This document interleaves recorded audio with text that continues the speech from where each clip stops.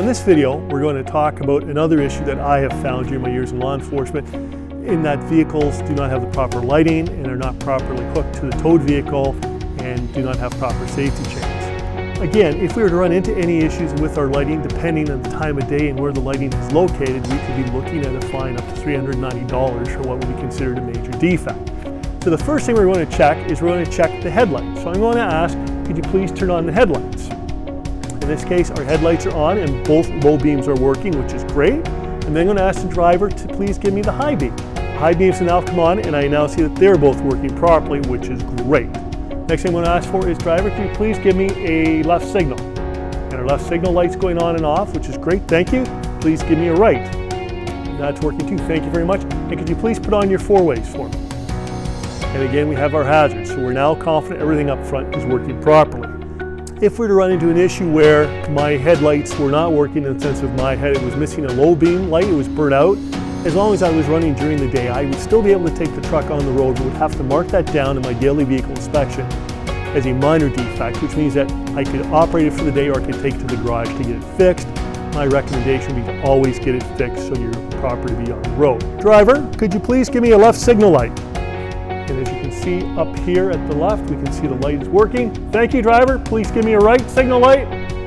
As you can see here, the signal light is working. Please turn off your signals. Step on the brake and hold. And again, we're now holding. And again, we can now see that the brake lights are working. Thank you. Brake lights off. And please put on your four-ways. And we can now see that our four-way lights are working.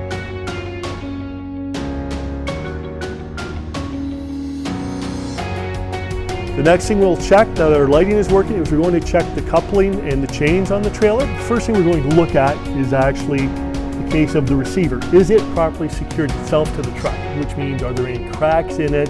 Is it loose? Is it not riding straight and true? And to do that, I would actually have to check underneath and just see and actually physically grab it and pull it with that.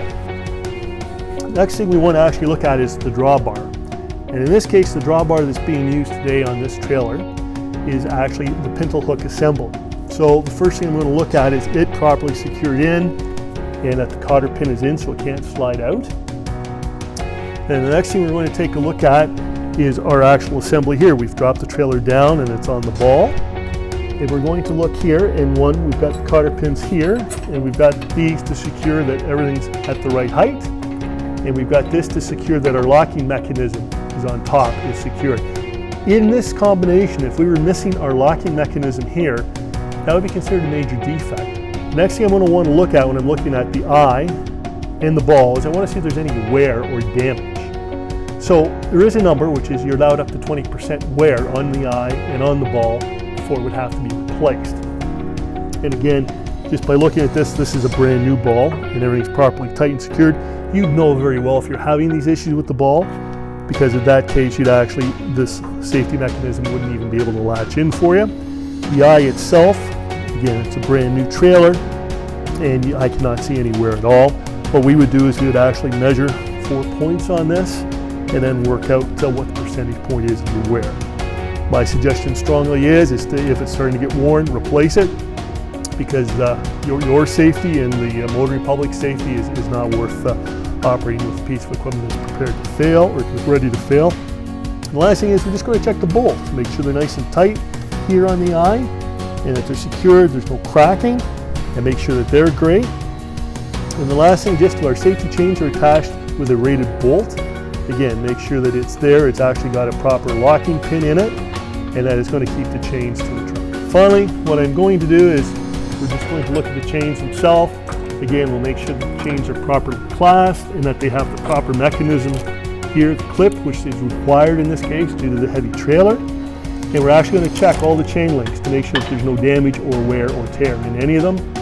And in this case, being brand new chains or not. So we talked about chains being twisted.